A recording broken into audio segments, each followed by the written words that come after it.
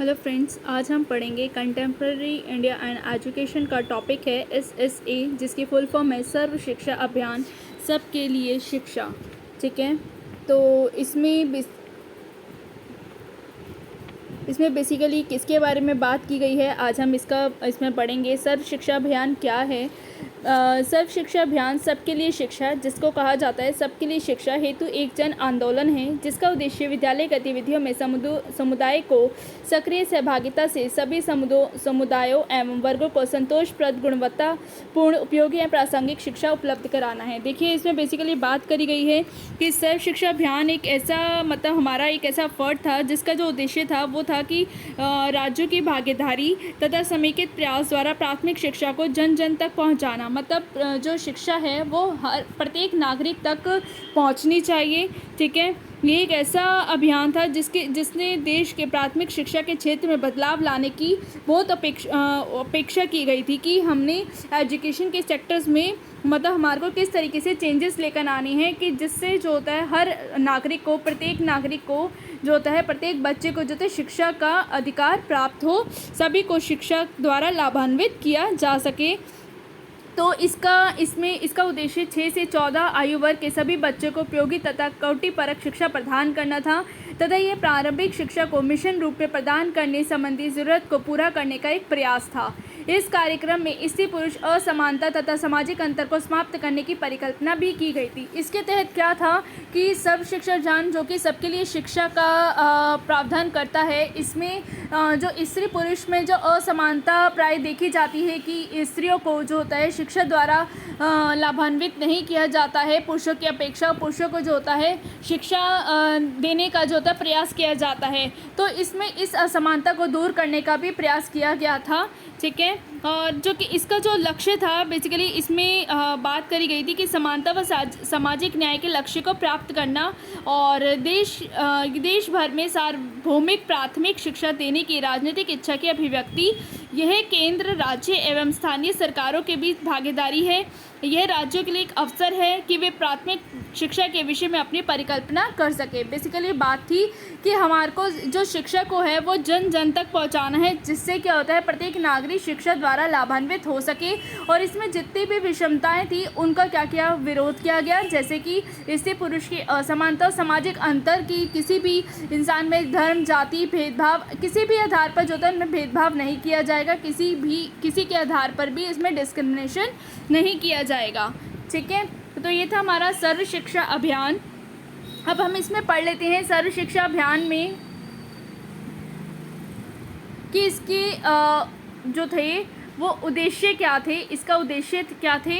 सर्व शिक्षा अभियान के उद्देश्य थे कि 6 से 14 वर्ष की उम्र के सभी बालक सन 2003 तक स्कूल शिक्षा गारंटी योजना केंद्र ब्रिज कोर्स में जाए। मतलब जो इन्होंने शिक्षा गारंटी योजना द्वारा जो बनाई गई थी, मतलब ये जो इन्होंने एक प्रोविज़न बनाया था, उसके अंतर्गत जो था 2003 तक सभी बालक जो कि 6 से 14 वर्ष की उम्र में आते हैं, 6 से 14 वर्ष की आयु के हैं, उनको सभी को जो होता है शिक्षा प्रदान की जाए। ठीक है, और नंबर 2 था कि वर्ष 2007 तक सभी बच्चों को 5 वर्ष की प्राथमिक शिक्षा पूरी की जाए। और जो 2007 तक सभी बच्चे जो कि 5 वर्ष की आयु में हैं, सभी बच्चों को 5 साल की प्राथमिक शिक्षा उनकी पूरी हो जाए, प्राइमरी एजुकेशन उनकी पूरी हो जाए। वर्ष 2010 तक 8 वर्ष की स्कूली शिक्षा पूरी कर ले।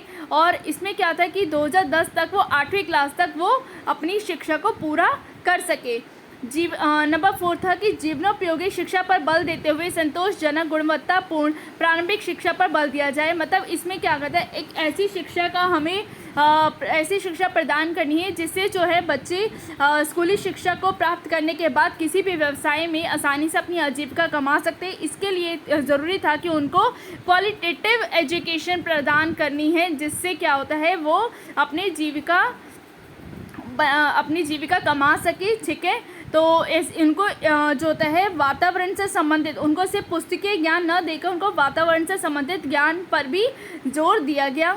नंबर 5 है वर्ष 2007 तक प्रारंभिक स्तर पर सभी लड़के लड़कियों और सामाजिक वर्ग के अंतरों को प्रारंभिक शिक्षा स्तर पर 2010 तक समाप्त करना। और जो 2007 में ये प्रयास किया गया कि जो लड़कियों और सामाजिक वर्ग के अंतरों के आधार पर जो उनमें भेदभाव किया जाता है कि लड़के पढ़ेंगे, लड़कियां नहीं पढ़ेंगी, लड़कियां सिर्फ घर के काम करेंगी, लड़के ही सिर्फ स्कूल जाएंगे, लड़के उनके भविष्य का सहारा है, तो ऐसी जो उनकी सोच थी उसमें क्या किया गया, उसको सुधार लाने का प्रयास किया गया। ऐसे अंतरों को जो होता है 2010 तक जो था उनका उद्देश्य था कि हम इसको पूरी तरीके से समाप्त कर सके।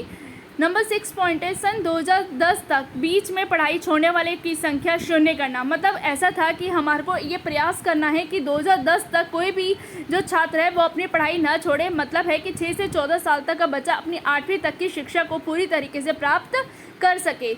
इसमें 7 पॉइंट आता है प्रारंभिक शिक्षा स्तर पर समस्त लिंग एवं सामाजिक श्रेणियों के भेद समाप्त करना। वही पॉइंट इसमें दोबारा से रिपीट किया गया है कि जो हमारी एजुकेशन है उसमें जो लिंग और समाज के आधार पर जो विभिन्न श्रेणियां कैटेगरी बना दी जाती है कि general category, SC, ST, OBC, अनुसूचित जाति, जनजाति आदि श्रेणियों के आधार पर जो भेदभाव किया जाता है उस भेदभाव को क्या करना है, समाप्त करना है।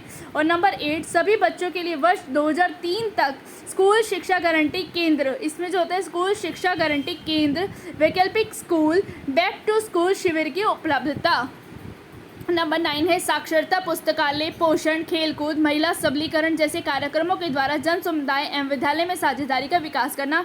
इसके लिए बच्चों को एक अच्छी लाइब्रेरी प्रदान मतलब के लिए पुस्तकों को पढ़ने के लिए एक लाइब्रेरी का निर्माण करना। पोषण, उनको जैसे कि हमने मिड डे मील की शुरुआत की थी ताकि बच्चों में जो होता है उनको अच्छा न्यूट्रिशन मिल सके, उनको अच्छा खाना मिल सके, जिससे कि उनका मानसिक विकास भी बढ़े और उनकी शारीरिक क्षमता भी बढ़े। उनको खेल कूद के द्वारा भी बच्चों को पढ़ाया जाए, महिलाओं को जागरूक किया जाए, उनको शिक्षा के अधिकारों के प्रति क्या किया जाए, जागरूक किया जाए। ऐसे कार्यक्रमों का जो होता है विकास किया गया।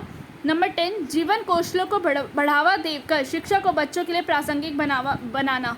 बेसिकली इसमें बात थी कि बच्चों को अगर आपने स्किल्स उनकी डेवलपमेंट करनी है तो बेसिकली उनको हमें क्या करना पड़ेगा, अवेयर करना पड़ेगा, हमारे को उनकी इम्पोर्टेंस बतानी पड़ेगी कि शिक्षा की इम्पोर्टेंस क्या है। क्योंकि अगर वो समझ पाएंगे कि शिक्षा क्यों ज़रूरी है, उनके जीविकोपार्जन के लिए, उनको मतलब पैसे कमाने के लिए शिक्षा एक बहुत ही महत्वपूर्ण जरिया है।